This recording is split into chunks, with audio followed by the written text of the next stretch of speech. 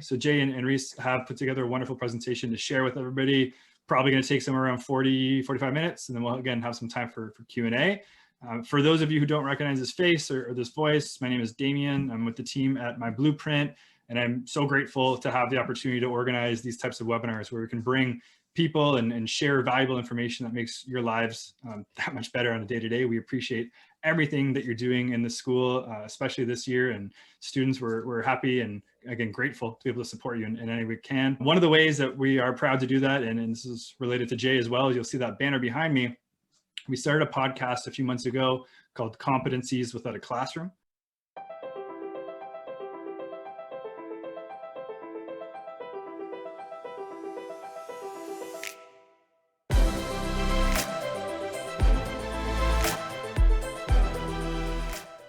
The whole idea with the podcast is people who are using My Blueprint, they're either using it for the career education stuff or the digital portfolio component or some combination of the two. So we've been going out and interviewing people like Jay, people who are working in industry, to not only learn a bit more about what they do on a day-to-day, but what are those 21st century skills?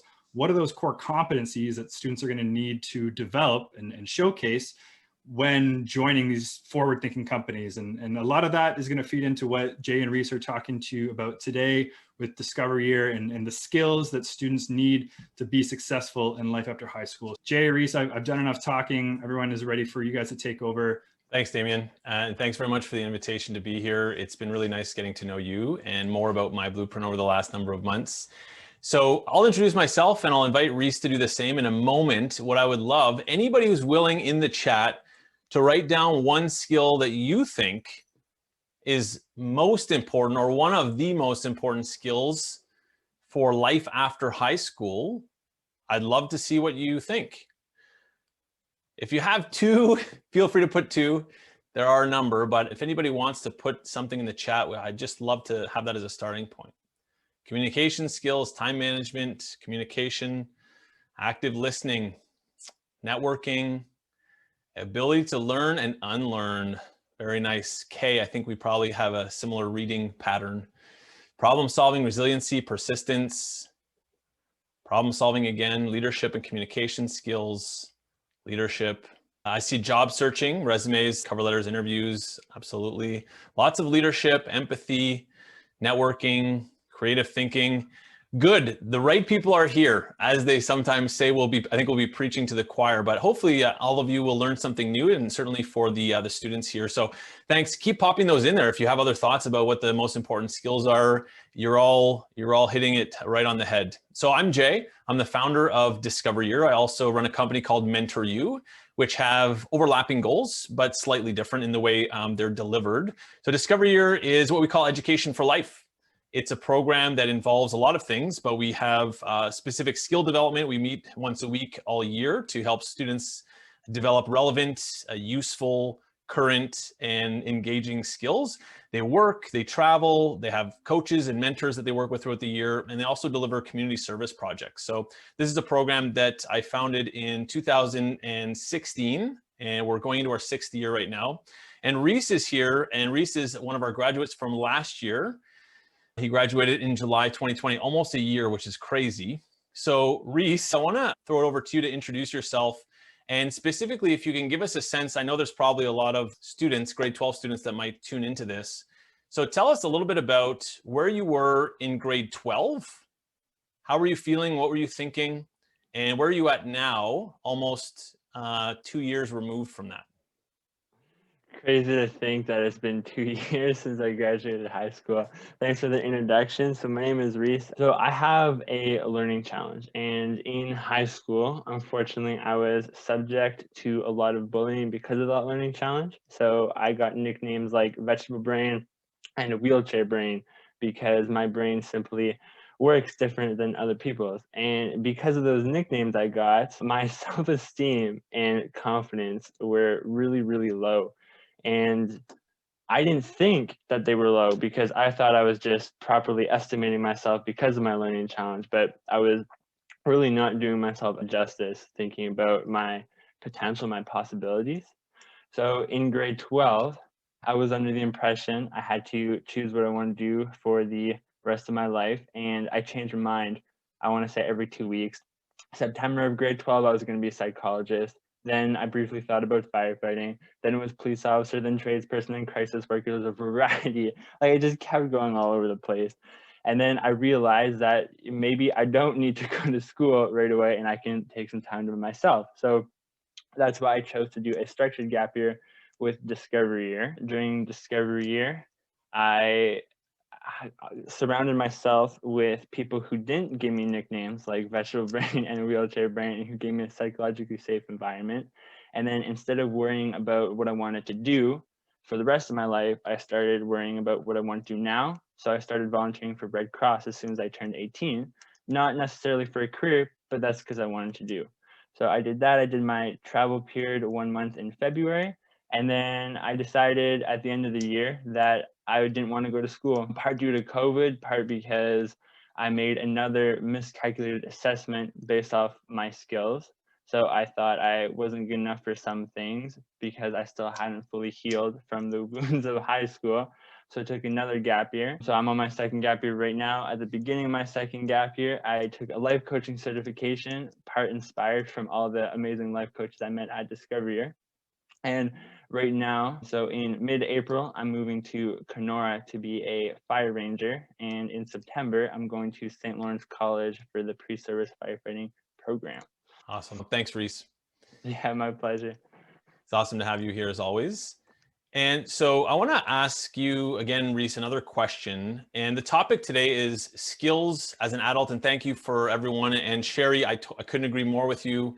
When Rhys started to explain to me how he was treated in high school and his own perception of himself, I was literally aghast because as soon as I met him, I knew he was a very capable, very intelligent, very authentic person. So I'm thrilled that he's where he's at today, and you'll hear more from Rhys here.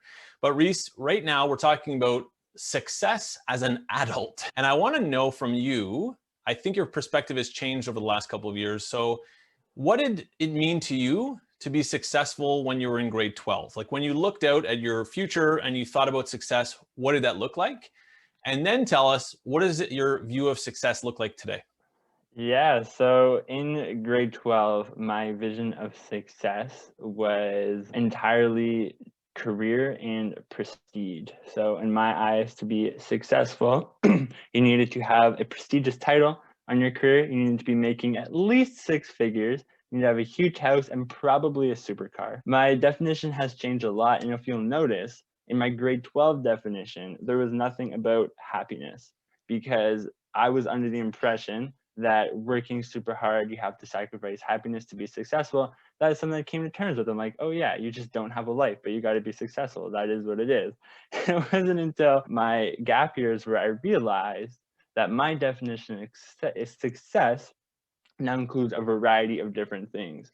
So career success is still part of it, but for me, I'm in a successful job if I'm still learning. If I'm no longer learning in my job, then I don't consider that a success. Other parts of success for me are happiness and relationships. So if I have a large network of people that I feel safe and comfortable with, to me, I'm successful. Thank you. Damien, see, I can see Damien is soaking it up, which doesn't surprise me. And I would just invite all of the, one thing I always love to do whenever we meet with some of our students, and Rhys, of course, is one of many amazing students that we've been fortunate to have in our program, but for the educators, I'd love for you to think about what Rhys is sharing and compare and contrast this to maybe the average young person, 18, 19-year-old, and pay attention to the language that he uses, because I think it's very indicative of how successful he's going to be. And I think there are very few young people who have the wisdom that Rhys and other students that we've worked with do. And for young people who are tuning in, if you're in grade 12, undoubtedly you are feeling some degree of anxiety or stress or overwhelm that Rhys was feeling in grade 12. So I hope Rhys's perspective helps, at least partially calm those nerves for you and those feelings. So thanks, Rhys. I want to share now a little bit. So we're going to get into my perspective, my opinion on what is really fundamentally the most important, what are the most important skills for success as an adult. And I want to introduce this idea by way of a story from when I was around your age, for any of the grade 12 students, grade 11, grade 12 students that are joining us today. When I was 17, I was fortunate to not have to work until I was 17. And that's the point where my parents said, no, you need to start making some money, getting some experience out in the world. So that summer, when summer started, I applied at a manual car wash, which maybe you've never even seen if you're in grade 12 before, but this was this thing that used to drive your car in. There was a team of people that would be literally hand washing your car. So I got this job, I just applied, whatever. It wasn't online. I probably dropped off my resume. Showed up the first day. And to that point in my life, it was without a doubt the longest day of my life. Within minutes of being there, I just felt exhausted, just drained. It was a feeling that I had really never felt before. And it wasn't because it was grueling work. It wasn't because the people weren't nice. It was hard work, but it wasn't harder than anything I'd done in the past. The people were really nice, friendly. The training was fine, but it was the nature of the work that drained my energy. And I finished the day. My mom came pick me up. She saw the look on my face and she was like, "Oh, boy, that didn't go well, did it?" And I said, "No, I really did not enjoy that." And she said, "Okay, go back tomorrow. You have to give it another shot." And I did. And the same thing happened within minutes. I just wanted to get out of there so badly. So my mom came to pick me up that day and she said, "All right, I can see this is not working for you. And that's fine, but you have to find another job." And I think it was the next day, I found an advertisement for this company. So that's young, spry Jay with the bucket in his hands. And I grew up outside of Montreal, and there's these rapids, the Lachine Rapids, not far from Montreal. They were about 25 kilometers from where I lived. And I saw this advertisement. They were looking for rafting guides for the summer. And I said, that looks cool. That looks like a lot of fun. I think I'll really enjoy that. So I went and I applied to this job. You had to do 20 runs, 3 hours each, 60 hours of work unpaid to be able to pass the test to become a rafting guide. So over a month, I worked for free every day and finally got a job as a rafting guide. And this job was 10-hour days in the sun. I'd fall asleep during my dinner most often when I came home. 25 kilometers on my bike each way, 50 kilometers of biking, 10 hours of rafting. And it was way harder, way harder than my job at the car wash. And I loved it 1,000% more. There couldn't be a greater contrast. I learned a ton. I used skills that I appreciated. I met all kinds of interesting people. I became more fluently bilingual. I learned about teamwork and responsibility and hard work, really. And my point here is that this job enabled me to uncover something that, to this day, not only do I now have my own personal experience, but I have lots of research from a lot of these books behind me and other sources that helps me understand why. Why was I able to do this job, even though it was really grueling? It was really physically demanding and emotionally a lot of times. And the main reason is, in fact, what I believe to be, although it's not a skill, it's the single most important thing that young people need to focus on in order to find success in life after high school. It's pretty simple. It's interest. The upgraded version of interest is passion, and I want to avoid that word today for the most part because I think it causes anxiety and stress that is largely undue. And don't worry if you're a young person watching this, don't worry about finding your passion tomorrow or next year or the year after that. What I'd like you to think more about, though, is what are you interested in? What are the things that bring you joy when you read about them or when you learn them or when you try them? What are the things you'd like to talk about with your friends? And you, of course, don't know the full set of your interests right now, but I want to encourage you to keep learning about what you're interested in. And the reason, this probably sounds super basic, I hope it does, maybe not, but I think most people think this is a pretty basic idea. The challenge, though, is that I've met tens of thousands of people in my life. The vast minority of those people are actually pursuing careers that they truly find interesting. That's the depressing moment of the session, and we're uphill from there, but that's the truth. Unfortunately, tons of people in our society pursue the things that Rhys mentioned his former self believed in: money, title, status, showing other people they're capable. So I want to just really drive this point home. My perception for young people at the end of high school and into whatever they do after that, for a number of years, your principal focus should largely be related to finding out what you like and what you don't like, what you're good at and what you're not good at, what you care about, actually what you care about, and what you don't. And that's takes a lot of different things to uncover those things effectively. So that's number one, interest, doing something you're interested in. And there's lots of research that shows that the people who did the greatest work are really interested in what they're doing. Now, in terms of more skills, more concrete skills, I frame a composite of adaptability. A lot of people in the chat have alluded to these skills that make up what I call adaptability. So once you're interested in something and you're excited about it, in order to be able to pursue that and do well in that venture, you need to have a degree of adaptability. What does that mean?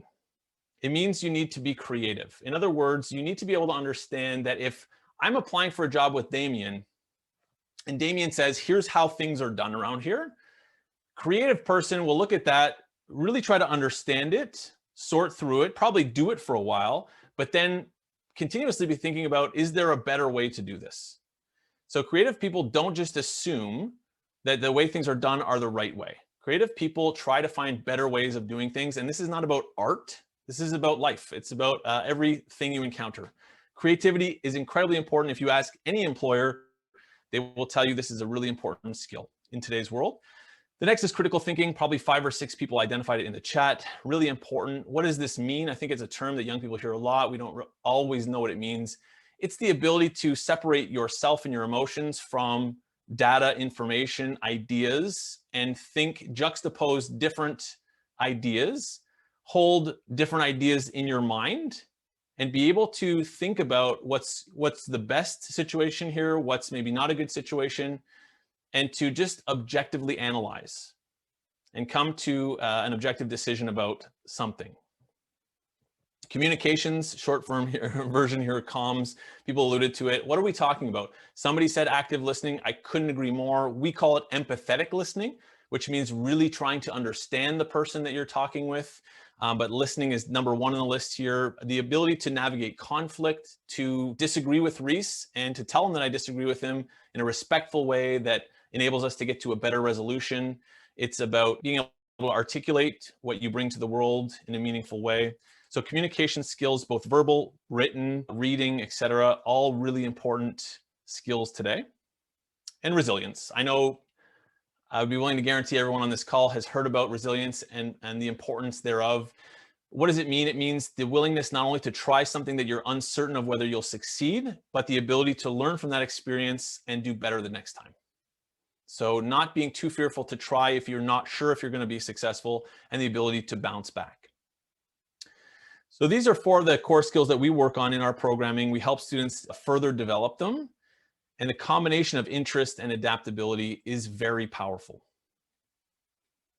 I hope that wasn't too abstract. I hope we did an okay job of giving you some real life experiences to pair with that. And what I'd like to do now, Rhys, if you're up for it, is I'd like to throw it back over to you. And I want to hear your real life experience. What has it meant to you? How have you seen the importance of interest and adaptability? And maybe you can tell us a little bit about the former Rhys, the pre-gap years Rhys, and the Rhys of today. Okay, so when I was in high school, I had a job at a grocery store that I think most high school students do. And it's not the hardest job to do.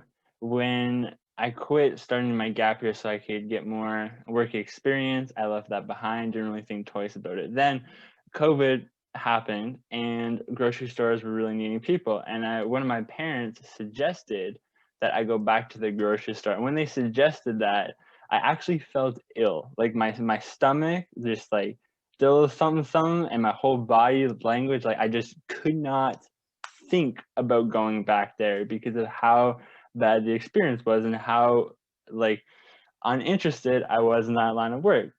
Versus now, using the same model as Jay's story, I have a job. So mid-April, I'm moving to Kenora to be a forest firefighter. And that job is going to be 10 hours a day of fighting forest fires. Thanks for the picture. I'm going to be bathing in baby wipes for the most part because we'll be camping in the middle of nowhere. And I'm super excited to do it. Like I can't contain myself for the fitness test I had to do. Like I knew that I could do good on my fitness test if I didn't change anything, but I didn't want to do good. I wanted to do amazing. So for 7 weeks, I cut pop and alcohol and didn't eat past 7 o'clock and didn't go on any electronics past 10, so I could make sure that I did as well as I possibly could, and ended up breaking a fitness test record doing my test because of how excited I am to do this type of work. I love it. And this, for the record, this is not Rhys, but I thought it kind of resembled him. This is future Rhys in a couple of months, maybe, in the forest. Love it.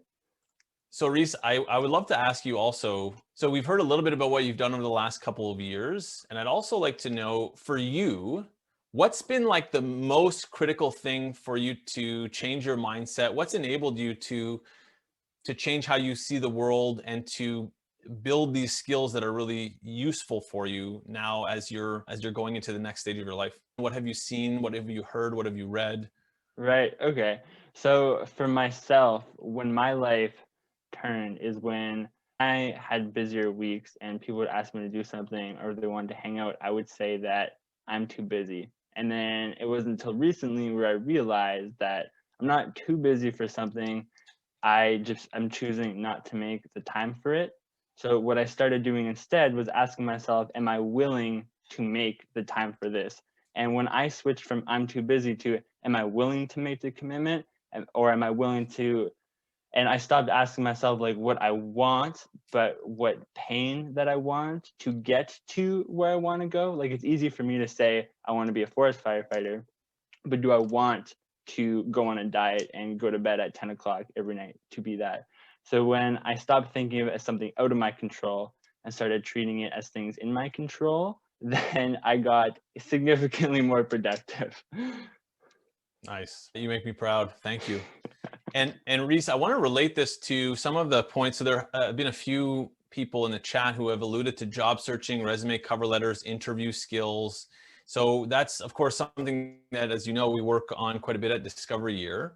And I'd love for you to help the students understand. So for the students and educators out there, one of the things that we help our students learn about is we call polite persistence. And it's a term that was coined actually by one of our mentors who used it herself and then coined the term.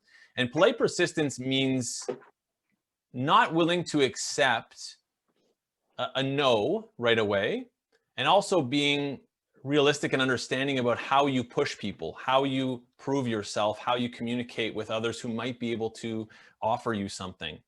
So Rhys, if you wouldn't mind just telling us a little bit about, so you've mentioned now you're going to do the forest fire fighting, you're going into firefighting pre-program. Tell us a little bit about how you came to get this job in forest firefighting.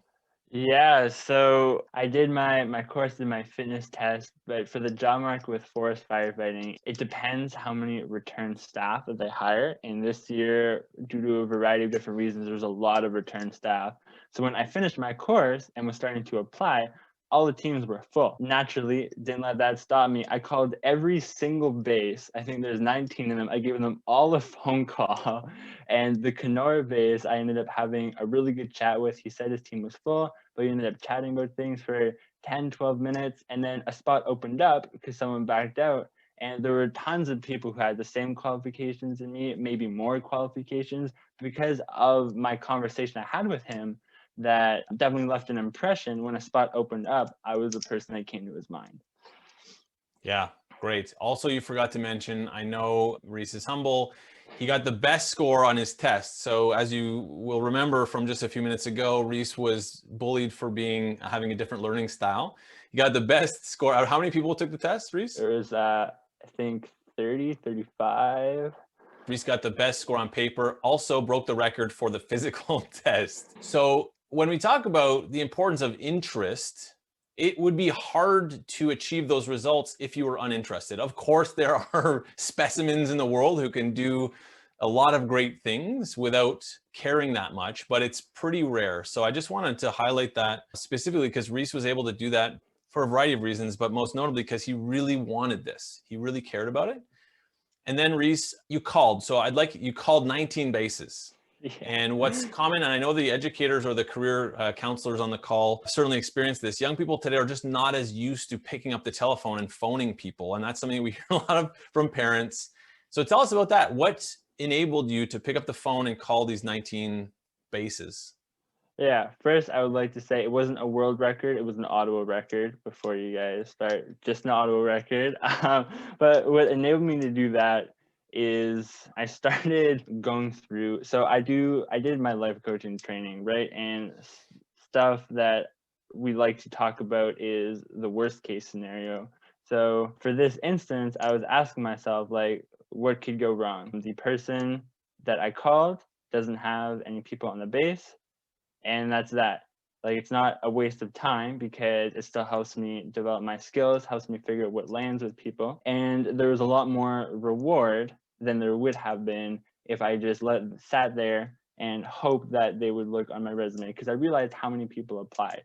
So when my mindset switched and I realized that there would really be no chance, like there's already a very slim chance, but I can pretty much kiss it goodbye if I don't try and do something. I knew I needed to do something to put myself ahead of other people. Great. And what did you say? When you picked up the phone, I think maybe the details here might be interesting. Yeah.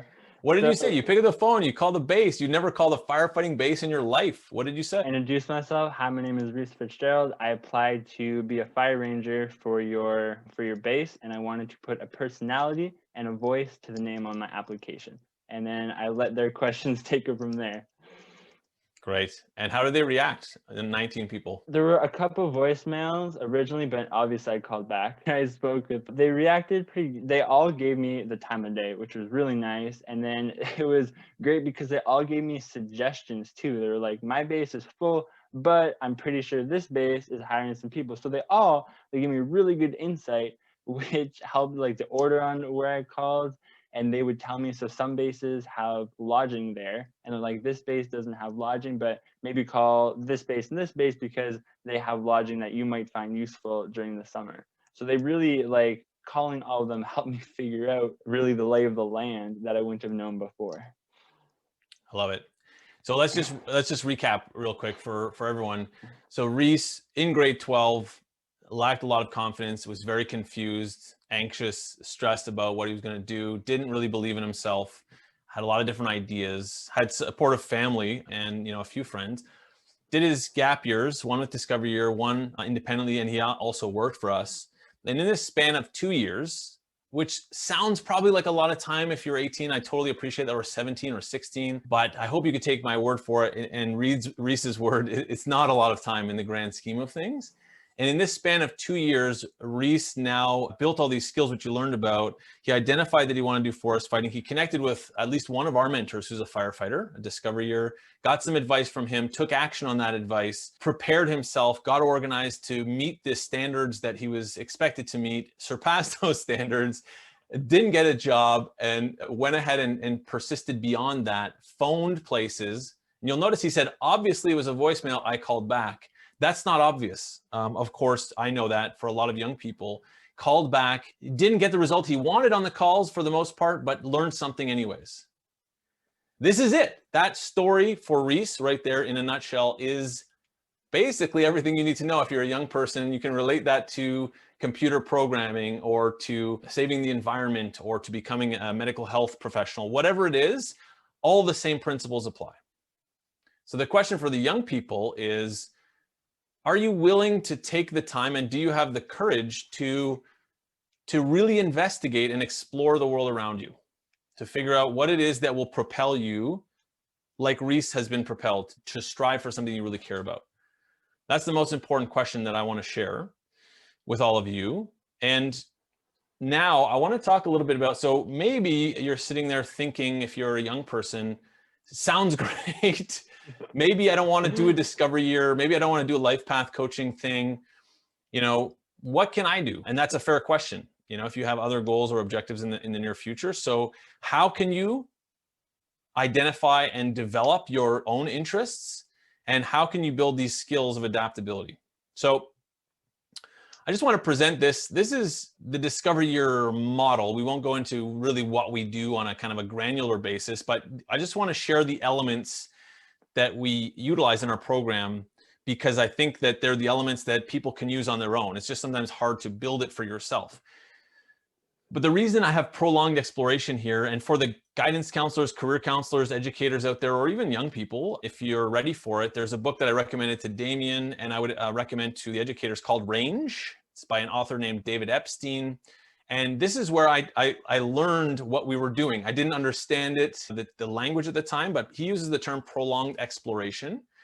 And he recommends this for young people in order to build better skills, come to better understand who they are, how they want to impact the world. And it's something that is easy to understand and very difficult to implement in our world. And that's why I think it's really important. And the idea of prolonged exploration means that when you leave high school, you don't have a preconceived notion of your 20-year plan. In fact, you probably don't have any plan beyond making it through your first year of whatever you're doing the next year. So the idea of prolonged exploration is to try stuff, learn from that, try new stuff, pursue the things that click, let the things go that don't click, but take lessons with you, from them. So here are some things that I would just recommend that you look into if you're a young person who really wants to develop passions in your life. And notice I didn't say follow your passions. You need to develop them. You need to uncover what your passions might look like. So there's lots of free learning online. So we do workshops and group discussions. All of our students get a coach and they meet with over 100 amazing mentors every year. So we package these things for our students and it makes it more accessible to them, which is great. But these are also things you can do on your own. There's tons of free learning online. We, in fact, have free courses that to under mentor you that you could do. Reach out to people in your network or your family's network. Just anybody that's interesting to you, start reaching out to them. Working with a coach is really useful. It's not something that a lot of young people in Canada have experienced before, but it is really useful. So these are, generic things. I know it's a quick overview, but these are things to consider beyond, formal traditional education that I would really recommend you investigate in the coming years. And that's kind of like the intentional skill development part. And then in terms of exploring and applying things that you're learning, it's really important, although it might be more challenging to get a 99 average when you're doing these things. It's, of course, in some careers, it's really important to have a 99 average if you want to be a neuroscientist or if you want to be in certain fields. But what's far more important for the vast majority of the population is that they integrate a lot of different experiences in their education. That involves working, sometimes paid, sometimes volunteer. It involves traveling. I've been to 52 countries. The amount that I learned from travel far exceeds anything I ever learned in a classroom personally, and I've gone to some great schools. Community service, like understanding what motivates you and getting involved in the community and finding out what you care about and trying different things. And taking the time to think and reflect, which is not something that's suggested to a lot of young people, I think. So this is only a 1-hour session. I know this is a really quick overview, but I think maybe this could conjure up some questions for people. And I'm happy to answer some questions on them. I see one question in the chat from Jamie. You have coaches and support people across the country. Thank you, Jamie. So we actually, we do have coaches everywhere. We have a lot of amazing coaches. COVID has accelerated our ability and willingness to move a lot of our programming into the virtual space. So we do a lot of virtual stuff. The Discovery Year is partially virtual. So yes, we do have connections across Canada and elsewhere. We have a pretty vast network. So if you're interested, you can always, in terms of kind of getting in touch with a coach, feel free to reach out to us. Through the Discovery Year website might be the best avenue for that. discoveryyear.ca. So I hope that helps. I would love to hear more from all of you, either, in the chat. Feel free to just put down any questions, any comment or questions in the Q&A and comments in the chat. And I don't know, Damien, of course, you're always welcome to share your insights or questions for Rhys or myself as well. Yeah, and I appreciate that. I appreciate everything you guys were able to share today. I was thinking to myself, like, I would have just loved to have this conversation just for myself. So I'm so glad that we made this a webinar so that other people could hear Rhys's story as well. I mean, I made a few notes as you were talking. The polite persistence thing, I think, is awesome. There was one of the episodes we recorded for Competencies Without a Classroom was with this gentleman His name's Austin Belsack, and he helps a lot of people, kind of like what Rhys was talking about, all the strategies above and beyond just handing in the resume. So you're not just one in a stack of many. And he uses this rule called the double nope rule, where he needs to be told at least twice nope before he moves on. So he's politely persistent and comes back to it, which I thought was hilarious. Rhys, you talked about a couple of things, man. The worst case scenario thing, I love that as an exercise. And one thing, again, come back to this podcast, we've talked about a lot, is I'm sure there's amazing exercises through the Discover Your program around this as well. But, one that's available for anybody right now, if you just Google it, I think it's a TED Talk from this guy named Tim Ferriss. It's called the fear setting exercise. So it's a framework, essentially, kind of like what Rhys was talking about. You list out all the possible worst things that can happen. And more often than not, what it allows you to realize is they're not actually all that bad. So you do it, right? And you talk a little bit about the importance of mentors through the program and just in life. And I can't agree with that more. I'm a big believer in the role that your network can play in leading you to wherever you want to go and leading you to success in whatever that looks like for you. So many amazing things that you guys were talking about, and so many amazing skills that you're helping develop in students. And Rhys, you're obviously a clear example of that. I was talking about in the pre-show with Rhys before we started recording, but I had a similar journey when I was in post-secondary. I wanted to explore the forest firefighting opportunity. And I did a week-long exercise where I kind of went through the basics and got my training certificate. I didn't break any records. That's for darn sure. But then I kind of gave up. I didn't have that persistence. Like Rhys, I found it tough to find a job. I did it with two of my roommates in second year of school, and we were just having such a hard time. But unfortunately, a lot of these skills that you've been talking about, I have developed, but I developed them at a later stage than Rhys, which is, obviously one of the big reasons we're having this conversation right now, is that I wish there was a Discover Year. I wish there was a program that intentionally taught me these life skills that are so important to be successful these days. So congrats, both of you. Jay, Rhys, you guys are doing an amazing job. Thank you. I don't see any questions coming up yet. I think it's just because of how excited everybody is to be able to learn from your stories. But Jay, maybe like if you're cool with it while we're waiting for a question or two to come in. I'm a teacher, I'm listening to this, and sure, some of my students are probably going to apply to Discover Year and they're going to go forward with it, but many may not. What you talked about some of these other courses through Mentor you've developed. Can you maybe show us or talk to us as a teacher how I might be able to access a course on communication to promote to my students as an example? Yeah, I'd be happy to. I'll just pull it up here. So yeah, so for educators and young people, so as I mentioned at the outset, the company that I founded is called Mentor You, and we do a variety of things. It's all related to interpersonal, intrapersonal things, competencies, the core competencies, as Damien alluded to. That's all kind of within the realm of what we focus on. We work with professionals all the way down through adolescents in schools and individuals. So as COVID hit, speaking of adaptability, a lot of the business that we had kind of stopped in terms of the professionals that we work with, because people were just trying to figure their lives out at work and nobody was really focused on the skills that we were doing. So people were just trying to kind of keep their heads above water, so to speak. So that presented an opportunity, although it was rough because the revenue stopped coming in for a little while. It presented an opportunity for us to kind of catalog and offer some of the courses that we have been doing for 6 years, but make them available to a broader audience. So that's what we did. We created an open access platform over a number of months, learned a lot in doing this, but we created this platform so that anybody can benefit from some of the tools and resources that we use in working with our students. So essentially what this is you can go onto the website. It's we can share it. So it's mentoryou.learnworlds.com. That's the platform that we use. So when you go on the site, you'll see there are a number of themes that you can choose from depending on what you're interested in learning about. So this is great for any teachers or educators or career counselors. There are a lot of great tools that you could use. They're free with your clients if you'd like them to, career self-awareness. There's a lot of career awareness, personality tools, etc., that are all free to use. So we've used valid, reliable tools that are available either through academics or through public services. And then we've paired them usually with video modules. So you have a bit of an understanding of why we're using this tool, what you should hope to get out of it. There are courses on communication, job search. So we have a course on polite persistence, professional communication. Even if you're thinking about working with your team members as a professional, teamwork and leadership skills, life skills. So there's also a parenting course for anyone who is a parent on here right now, or if you know parents and they're searching for resources to help them support their young people as they move through this transition. So just tons of content. There's a video. We think they're good. People who do them tend to also agree.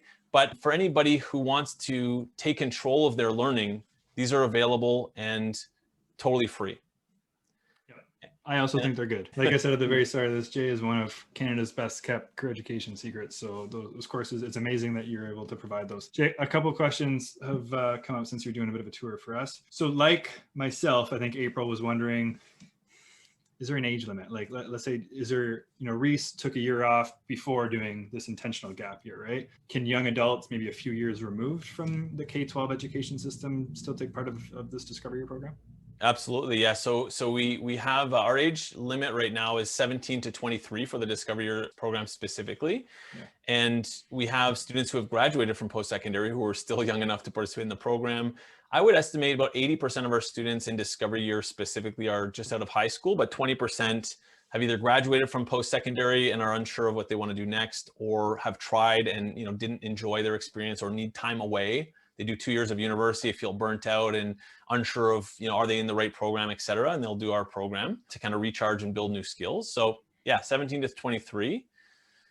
Certain age that you have to be to apply for. So the platform that I just showed you, there's no application. You just literally go on there and choose whatever you want to learn. But for the Discover Year program specifically, it's 17 to 23. For anyone who is an employer or an educator, we do work with schools as well. So we have programming that we do. We use escape rooms, which is a whole other topic, probably a whole other conversation, but we have a partner, Escape Manor, amazing escape rooms, virtual, in-person, portable, and we do that with schools as well. So anybody who'd like to, I'll just put my email in the chat. If anybody is interested by any of these things, feel free to shoot me a message, because we've been working with schools recently, especially in the virtual world. We've been working with schools mostly across Ontario, but other provinces as well, because it's virtual. So that's a great benefit. And Jay, since we're talking about it, can you speak a little bit to the post-secondary accreditation of Discover Year? Like, how does that work?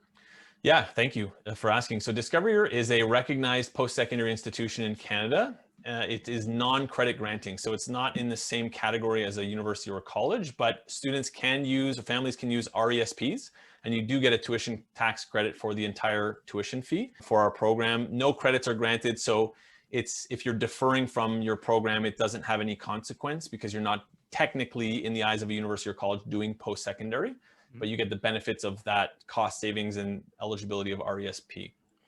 I mean, one of my favorite things about this program, obviously there's a cost associated to it, and you're learning. In my experience, I paid a lot of money for 4 years of undergrad, did not learn these life skills, right? Maybe I learned skills along the way in the 4 years just through osmosis, but it wasn't intentional like the programming you do. So I would gladly pay to learn these life skills now that I'm in the position that I'm in, knowing how valuable these life skills are for future employers, right? But one of the coolest things about Discover Year is part of the program, your students are encouraged to get a job, right? To apply the skills they're learning in the workplace to get that real hands-on. So you actually come out of the program in the plus, right? So yeah, there's a fee associated to it, but you're making money as part of this program, that even if you do decide to go to post-secondary the year after, again, you've just made money in this year, made more informed decisions, and maybe now have an interest that you're that much more excited to pursue, right?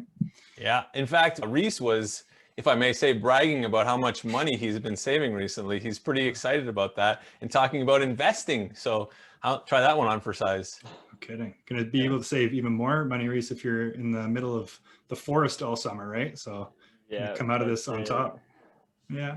Okay, Jay, we got a couple tactical questions. We talked about curveballs at the start of this with Rhys. I'm going to throw a couple curveballs at you. And Rhys, you may be able to tackle this one as well. So first question was, any tips for calling on the phone when we're applying or looking for a job? So Rhys, it almost sounded like kind of what you said on the phone was thought out ahead of time. So you knew what to ask each of these 19 people. Do either of you have any tips about a young person who's brave enough to now pick up the phone and make that effort? Rhys, I'll let you go first. So when I was thinking about calling the phone, I just asked myself, like, from an application, what they are missing and then what I can provide on the phone. And the reason why I decided to go with, I wanted to put a personality and a voice to the application, was because that is what I would be able to provide to them if I gave them the phone call that they don't already have with the paper in their HR. Yeah. It's smart, man. And it's something that adults, it's one of those cheesy sayings that we all love to say. Like I started the call with you, Rhys, saying it's great to be able to put a face to the name, right? So it's a great conversation starter. Yeah.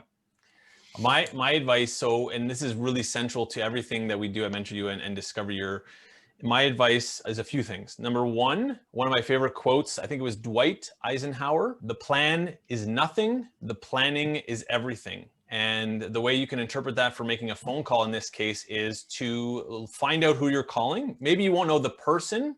In some cases, look up the company, find out if they're hiring for a job. What does that job entail? Where is it? Try your best to understand who's going to be actually hiring for that position as much as you can in advance.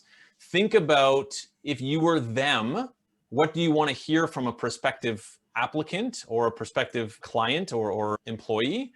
And then when you call, really be prepared to be curious about them and the job and the company and ask them questions. So one thing that I really dislike about the dialogue around communications in our world today is that people are always promoting, like, you gotta build your personal brand, you gotta give people your pitch, you gotta tell them what you can bring in terms of value. And that's not true. Mostly people want you to ask good questions.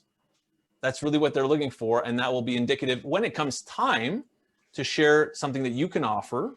What you want to do is connect what you care about to what they offer. Yeah. So in this case, Rhys, as he and I have chatted about before, Rhys is interested in firefighting. He loves helping people. He wants to be purposeful, and he likes being outdoors. So great fit for forest firefighting. All he has to do is ask some questions to find out. I know it's easier said than done. He has to get them engaged and show that he's curious and motivated, and then say, oh, by the way, I love what you're doing. Here's what I've learned about Kenora. I like your forest firefighting because you have lakes nearby, et cetera, et cetera. Here's what I can bring. I'm really positive. I'm young. I got the best grade on my test, et cetera. But the really, really important thing that a lot of young people don't hear is the quality of your questions will determine how a person responds to you. So that's my advice. That's a quick. We spend like multiple workshops helping our students learn these things, but those are the finer points.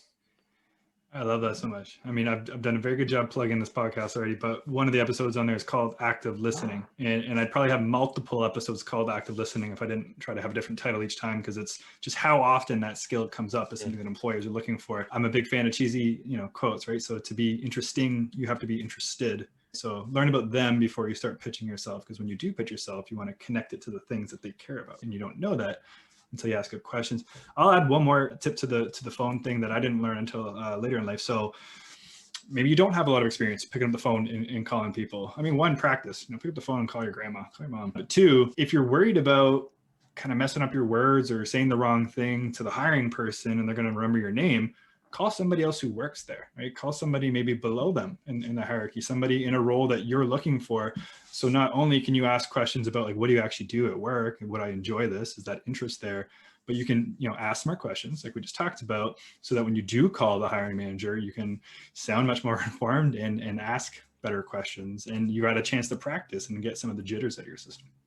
Yeah, and along the same lines, I mean, not only maybe calling someone else within that organization, but if in Rhys's case, he was calling 19 bases, right, he would want to start at his 19th preferred place and work to his, right? So by the time you get to number one, you've done this 18 times, you know what these people are thinking to a degree, and you're prepared. And so again, I would just redirect this back, Damien. I appreciate your insight too.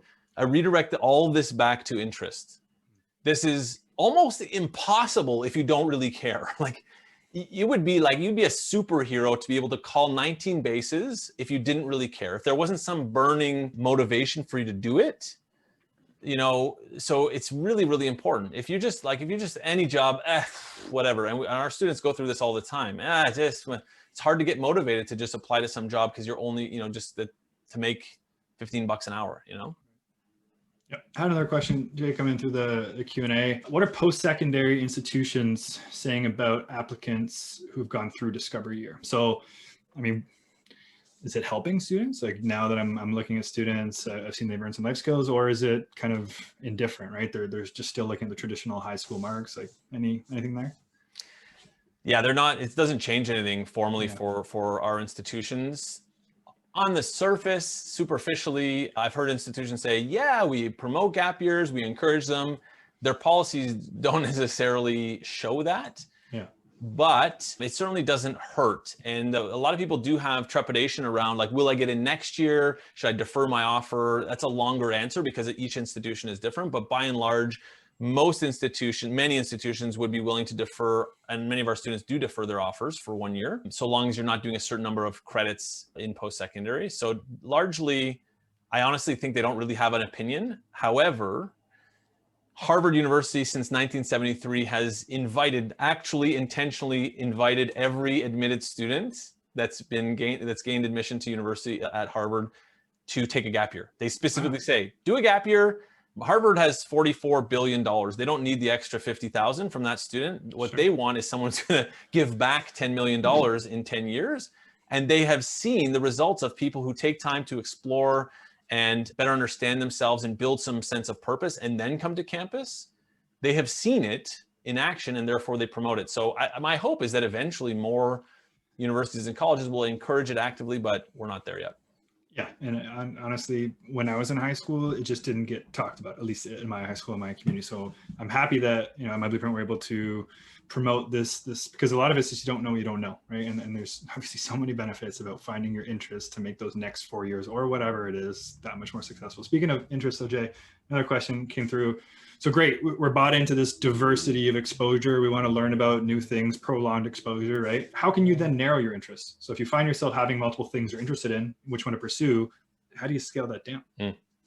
There's a great TED Talk, Emily something, I can't remember her last name. If you Google multi-potentialite, I think the person who asked this question would find that interesting.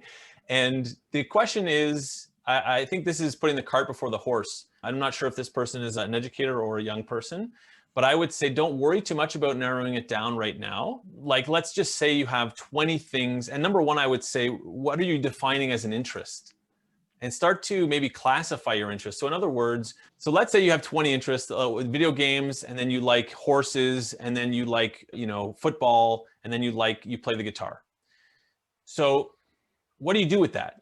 What you first have to start doing is think about how does that thing relate to you? What's most interesting about it to you? And if you don't know, and all these things are on equal footing, what I would suggest is take time to explore them each in greater depth. Be intentional and say, okay, what can I do to learn more about my interest in football? What can I do more about, you know, in my interest in guitar? And then you start to think about whether this is something you want to pursue as a career or a hobby, or maybe you're no longer interested in it. But the process for people who are reflecting on their activities, it happens pretty naturally.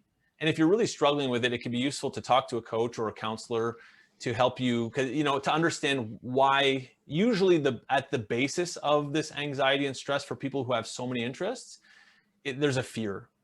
There's usually a fear that they will choose the wrong thing. That's something that we hear from students all the time. I want to choose the right thing, and there's no right or wrong. You know, people go back to school all the time. They change their minds. So the most important thing is to just get started on at least one. Just pick one for now and go for it and see what happens. I love that.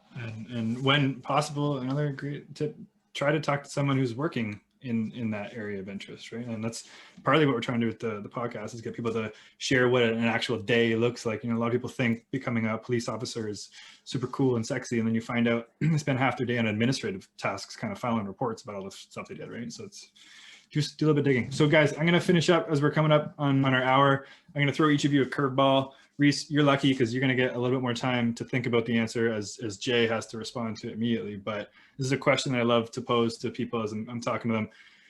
Knowing everything you know now, Rhys, you know, everything you've learned these last few years, both independently and through Discovery Year, and Jay, same to you. What's a life skill that you weren't taught in high school, but that you wish you were? Yeah, for me, it's really self-awareness. So an example for me is I think I woke up, somebody made a comment to me at work about how I carry stress when I was working at the Olympics in Vancouver. And I can see it like it was yesterday. This person was like, "Oh, you must be stressed. I could see the tension in your shoulders." And I was like, "What? Like, what does that even mean?" I always consider myself, I don't have stress. And I just was physiologically pretty unaware. I still am as a person. I didn't even know that was a thing, that you could like know how you're feeling about that. So I would say self-awareness. What am I interested in really? What do I care about? What am I good at? And not only like in a vacuum understanding how you feel about those things with yourself, but comparing them against the world, finding out like what Rhys is interested in, what he's good at, what Damien and others, so that you have a basis for comparison, so that so what you're interested in becomes more real. Because until you can compare it to others or other situation, not comparing better or worse, but just to contrast what you care about. That's what I would have loved some more work on in high school. Rhys, what about you, man? What's a life skill you've developed these last few years that you weren't intentionally taught in high school, but maybe you wish that you were? For myself would be prioritizing. So someone said to me, it was, you really going to work for a company for 8 or 10 hours and then not work on yourself. And that hit me because I'm like, you're right. Like I'm doing all this work for other people and then come home and I'm not trying to expand my knowledge and doing that. So being able to manage my time, like I started doing this thing where if it takes under 5 minutes, do it now, just to make the most out of every second I have. That's huge, man. Prioritization is one of the most important, especially in the busy world that we're living in, where there's just so many things coming at you. You have to be able to decide intentionally what you want to spend your time on, kind of like you talked about before, and kind of brings back to the point where you mentioned a little while ago, Rhys, where I think happiness or success to you is being in a position or an opportunity where you're continuing learning, right? So prioritizing those opportunities because you've had the self-actualization to realize that that is where you want to spend your time. Guys, I'm going to leave it with that. Rhys, I can't thank you enough, man, for taking the time to share your experience. A little bit envious, but a lot more excited about your upcoming summer in Kenora. I know you're going to do great. And Jay, like I said at the start of this, man, you're one of Canada's best kept career education secrets. So I'm super grateful for the opportunity to share your story and your work with everyone on this webinar and who's going to watch the recording. We put some of the links in the chat. I'll include a few more in the YouTube description. Other than that, guys, thank you. Thank you so much for having me on. This is an amazing opportunity. Awesome job, Rhys. Thanks so much, Damien. It was a lot of fun, and we really appreciate you giving us this platform and your insightful questions. Yeah, man.